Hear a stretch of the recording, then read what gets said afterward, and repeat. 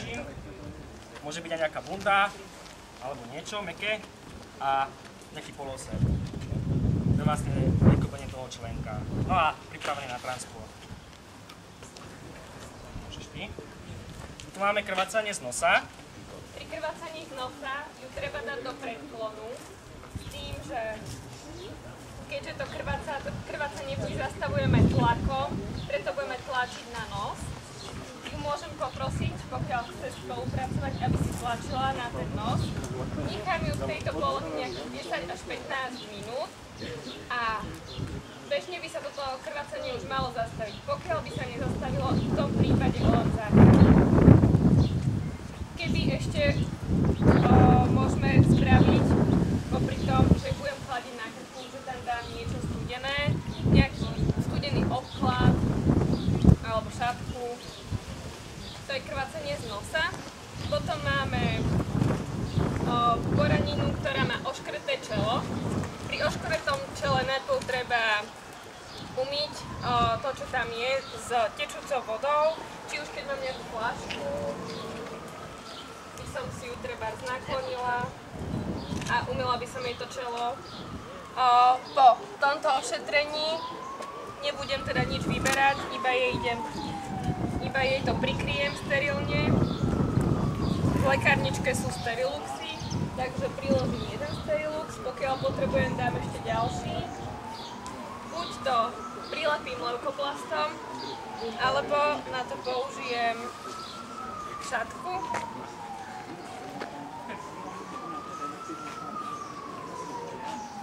A priviažem vzadu. Ten uzlík bude vzadu, nie vpredu, aby som jej na to aj netlačila nejako. Posledné zranenie je zatvorená zlomenina predkolenia. A to znamená, že nám ide hlavne o to, aby sme tie nohy dve sfixovali, aby bola pripravená na prevoz. Čiže vlastne hýbeme vždy len s tou zdravou nohou, čiže priložíme tú zdravú nohu k poranenej, to je táto. Vždy chytáme iba za klby. A sfixujeme nohy vlastne dole pri členkoch, potom pod zlomeninou, nad zlomeninou a ešte môžeme nad klbom, čiže nad kolenom. Vždy začíname od spodu a ideme hore postupne.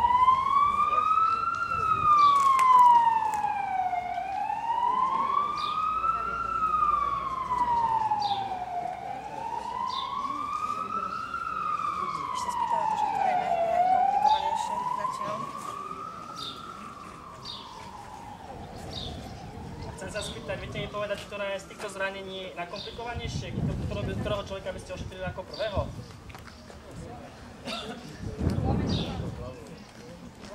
Zlomeninu? Hlavu? Začal by som s tou zlomeninou. Dôležité je pri vedomí a komunikuje s nami. Keby náhodou bola bez vedomí, vtedy bolo to zranenie prvotné. Takže najprv tú zlomeninu, to krvácanie nie je až také ohrozujúce, že by ohrozovalo až život. To bola vlastne iba taká oškrenina, kvás, že padla. V podstate. Vyzerá to možno nebezpečne. My si mysleli, že padne do kohy a...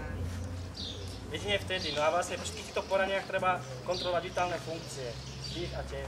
Keď človek náhodou upadne, treba ho stabilizované položiť. A vždy, keď máme nejakú hromadnú haváriu, tak vtedy treba pamätať, že tí, čo možno sú v najväčšom nebezpečenstve, sú najtichšie, čiže môže tam byť aj nejaké bezvedomie, ale ten človek sa vám neprihlási, že poďte ma ošetriť. Takže najprv sa pozrieť na všetkých, niekedy upútajú takí, ktorí majú nejakú hysteriu alebo čo. Ale nemusia byť nejaké poranení, preto spraviť si taký prehľad, že kto tam je a podľa tej priority ošetrovať. Takže túto slečnu máme pripravenú na prevoz.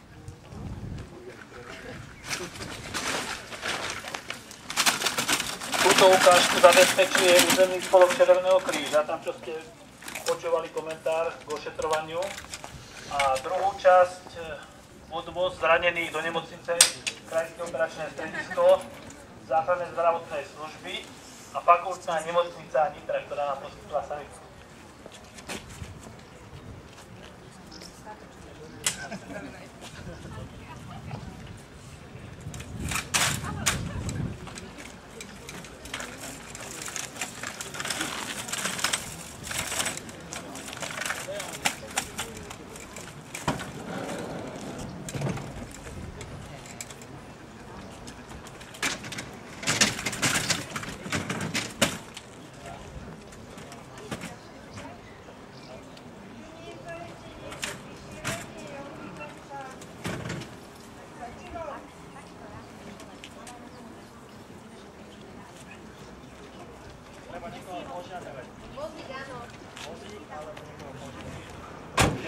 Ja,